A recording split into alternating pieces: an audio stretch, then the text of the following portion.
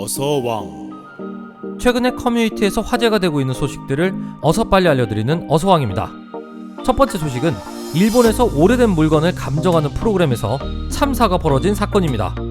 한국의 TV 진품 명품처럼 일본에도 명품을 감별하는 무엇이든 감정단이라는 프로그램이 있습니다. 의뢰인이 물건을 가지고 오면 감정단이 물건을 감정하는 그런 프로그램이죠. 여기서 소박가게를 하는 한 남자가 물건 하나를 가지고 나왔습니다. 천목차원이라 불리는 찻잔이었습니다. 겉보기에는 그냥 평범한 밥그릇 같아 보였는데 이 남자는 놀라운 말을 꺼내놓습니다. 자신의 증조부가 미요시 나가요시의 자손이 사는 저택을 수리할 때 사들였던 골동품이라는 것이었습니다. 미요시 나가요시는 1500년대 센고쿠 시대 미요시 가문의 당자로 기나이와 시고쿠를 지배한 무장 겸 다이묘였습니다. 전문가는 이 찻잔을 들고서 돋보기로 열심히 살폈습니다. 보고 나서 전문가 입에서 나온 말 2,500만엔, 한국 돈으로 무려 2억 7천만 원이었습니다. 순간 의뢰인은 너무 놀라 당황했습니다. 의뢰인뿐만 아니라 모두가 함께 놀랐습니다. 한 전문가는 이것은 요변 천목 차원이라는 그릇으로 전 세계에서도 단 3점만 존재하는 아주 귀한 물건이라고 했습니다. 또한 그 3점은 지금 모두 국보로 일본에서 소장 중이라고도 했습니다.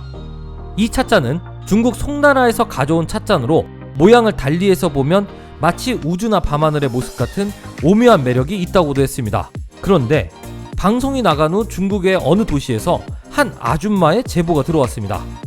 이 2억 7천만 원짜리 찻잔이 자신이 만든 것과 똑같이 생겼다는 것이었습니다. 일본의 한 아침 방송에서 이 아줌마를 찾아가 취재를 했습니다. 이 아줌마가 주방에서 쓰고 있는 그릇을 살펴보니 정말로 똑같았습니다. 더욱 확실한 것은 그릇 뒤에 있는 각인은 자신의 공장 알바가 찍었다는 것입니다. 아줌마는 그 각인을 보여주었습니다. 이 아줌마는 그거 1,400엔, 우리나라 돈으로 16,000원 주면 산다고 그릇 많이 사러 오라고 하면서 웃었습니다.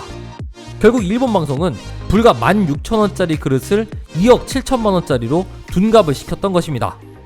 두 번째는 10,000원만 주면 세상에서 단 하나뿐인 영상을 만들어주는 유튜브 채널이 있어서 화제가 되고 있다는 소식입니다.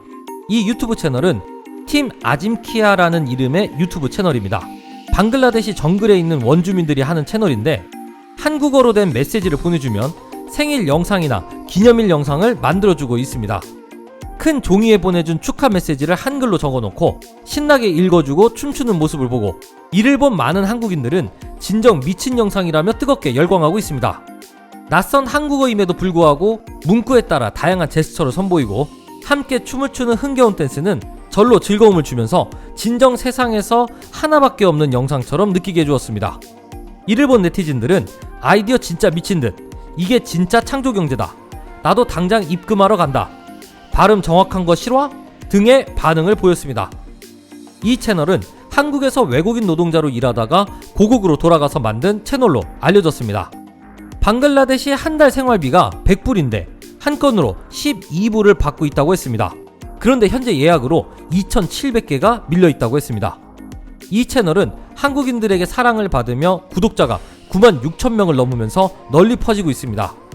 한국인들에게 인기를 끌자 서비스 영상도 보여주었습니다. 독도는 한국땅이라는 글자를 쓴 영상이었는데 이 영상의 고정 댓글에는 이 비디오는 완전 무료였습니다 라고 적혀 있었습니다. 세 번째는 루이비통에서 내놓은 코로나19 상품이 화제가 되고 있습니다. 바이러스 및 이물질로부터 착용자를 보호하는 LV 쉴드를 출시한 것인데요. 루이비통의 이 투명 페이스 쉴드는 상징적인 모노그램 패턴이 새겨진 헤드 고정 피스와 앞면 전체를 가리는 보호막으로 구성되어 있습니다.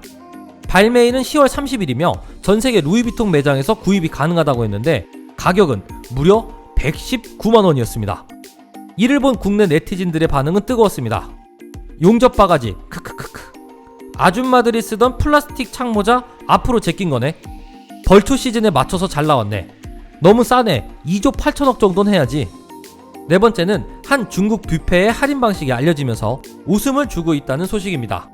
뷔페 식당 앞에 놓여진 나무 구조물에는 할인 표시가 되어 있었는데요. 10%부터 100%까지 몸이 날씬하면 더욱 많이 할인이 되는 방식이었습니다. 만약 몸집이 크다면 적게 할인을 받거나 할인을 못 받는 것이죠. 여기에 네티즌들은 이런 댓글을 남겼습니다.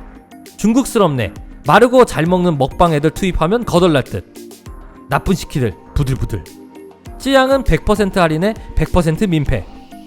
다섯 번째는 한국인 없는 대한민국 국가대표팀이 일본을 울렸다는 소식입니다. 한국의 남자 아이스하키는 1982년에 일본에 0대 25로 참패하며 수모를 당했습니다. 이후 34년간 상대 전적이 무려 1무 19패에 그쳤습니다. 아이스하키의 변방국이었던 한국은 일본의 밥이라고도 불려졌습니다. 하지만 2018년도 평창 동계올림픽 개최가 확정된 이후에 한국의 아이스하키는 정몽원 협회장의 대대적인 투자와 함께 무섭게 달라졌습니다. 1991년과 92년 NH의 스탠리컵 우승을 차지한 캐나다 동포 백지선에게 대표팀 감독을 맡겼습니다. 또한 무엇보다 뛰어난 외국 선수들을 귀화시켰습니다.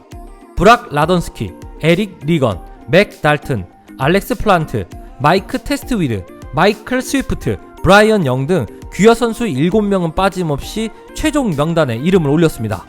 그리고 2016년 국제 아이스하키 연맹 세계선수권에서 놀라운 일이 벌어졌습니다. 한국팀은 밥이라고 여겼던 일본에게 3대0 완승을 거둔 것입니다.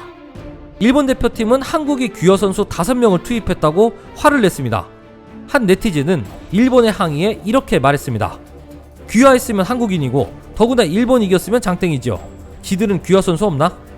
귀화한 맥 달튼은 평창 올림픽 이후 외국팀에서 영입 제의를 받았으나 자신은 한국이 더 좋아 제의를 거절했다고 했습니다. 달튼은 지난해 평창 올림픽을 앞두고 마스크에 이순신 장군의 모습을 새겼습니다. 골문을 굳게 지키겠다는 의지의 표현이었습니다. 하지만 정치적 표현을 금지하는 국제올림픽위원회 규정 탓에 결국 이 마스크를 쓰지 못했습니다. 달튼은 올림픽을 앞두고 한국 역사 공부를 했다며 당시 한국 아이스하키가 처한 상황이 조선시대 이순신 장군의 상황과 비슷했다고 했습니다. 결국 올림픽 때는 쓰지 못했지만 나중에 세계선수권에는 착용하고 출전했다고 했습니다.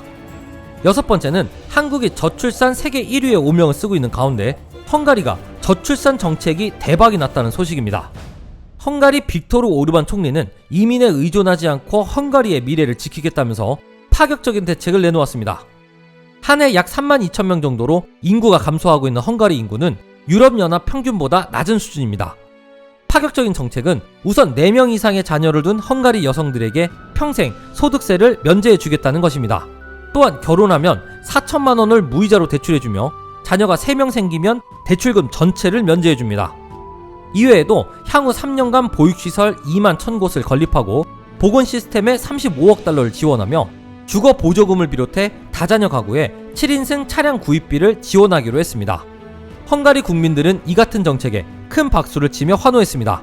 한국의 저출산 예산은 13년간 143조 원을 쓰고도 세계 꼴찌의 출산율을 만들어냈습니다. 지금 일각에서는 헝가리처럼 한국도 파격적인 정책을 쓰지 않는다면 출산율을 늘리기는 힘들 거라고 말하고 있습니다.